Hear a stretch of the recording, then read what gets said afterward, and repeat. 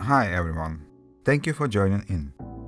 I would like to present you my overview and test of the ID Cooling IS50X processor cooler. So without further ado, let's start from unboxing. The packaging in this particular case is really not so much to write home about. It is indeed generic, but still it is quite reasonable and serves well. As you can see right here, it packed in rather very common carton box. So let's open it up. Inside we've got mounting kits and brackets for different kind of processors, Intel as well as for AMD. It is all very simple but seems to be of reasonable quality. Besides all of that, also we've got a cooling paste.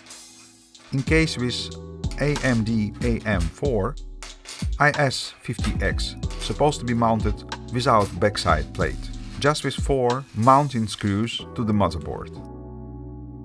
And finally the cooler itself, is already mounted on the bracket 120mm fan. As you can see, it's fixed with 4 screws.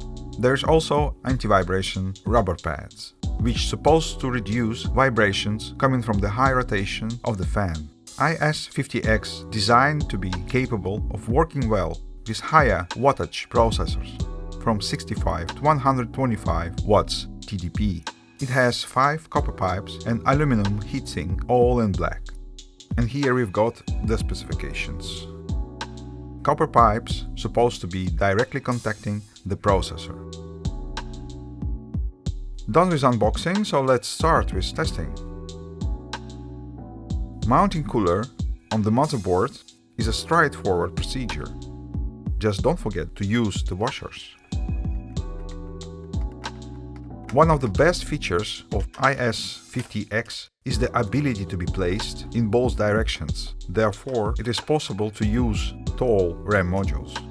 Here I've got already mounted Ryzen 5 4600G processor on the quite aged but still exceptionally capable Asrock B450 mini-ITX motherboard.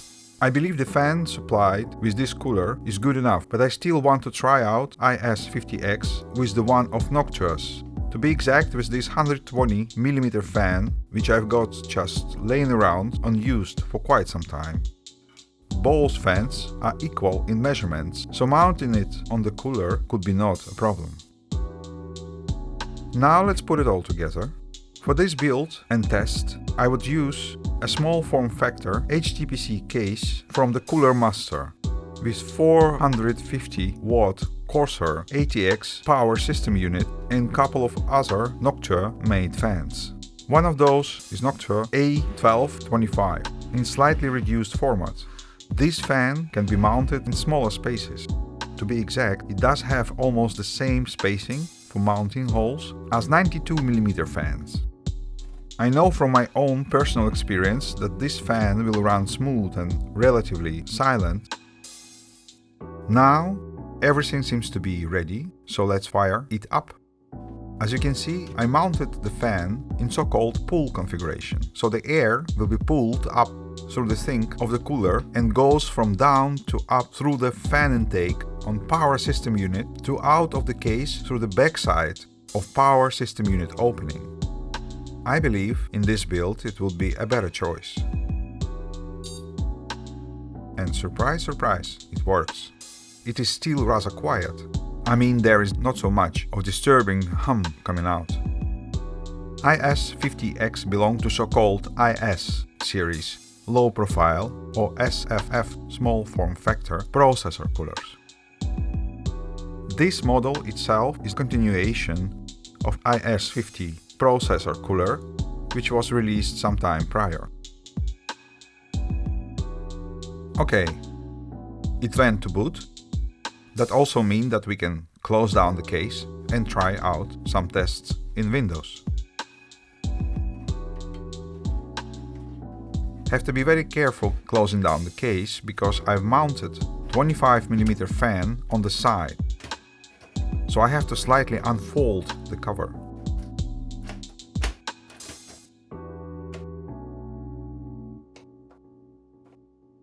fixing the screw, and last but not least, a Wi-Fi antennas. In my opinion, this system would be very good for home theater or casual day-to-day use. AMD Ryzen 5 4600G with dedicated graphics is a very capable processor. It works quite well in combination with ID cooling IS50X. First full boot in Windows, it went well. Coupled with Noctua high-performance fan, it runs cool and smooth, which makes possible to use this machine's audio studio works, for example podcasting, or even work on some sort of extended 1080p projects in Adobe Premiere. This machine is also great for gaming in 720p or even in 1080p with some reduced settings, so to say. So how were the terminals? Let's look at the results of very simple tests I did with the system.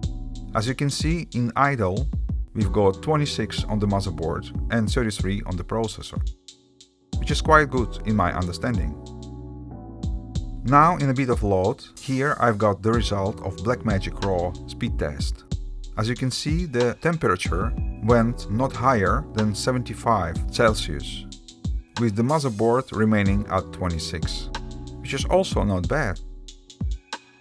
ID cooling is not as big and famous as Corsair or Cooler Master, but it producing high quality, inexpensive computer gear, and even with not so long history, it managed to develop a very good reputation and quite significant amount of fans and followers. IS50X is quite capable processor cooler. Even if it costs much less than most of the coolers on the market, it can easily rival products of other way more famous brands. Unfortunately, IS50X does not have backplate, which can be a problem for some, but in my opinion, it is not so heavy to bring some damage to the small mini-ITX motherboard I'm using. It stays quite firmly fixed on its place, without any problems for the motherboard itself.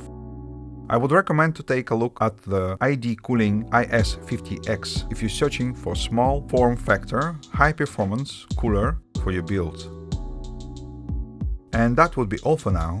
Thank you for joining in, thumbs up if you liked it, please subscribe, and see you all next time.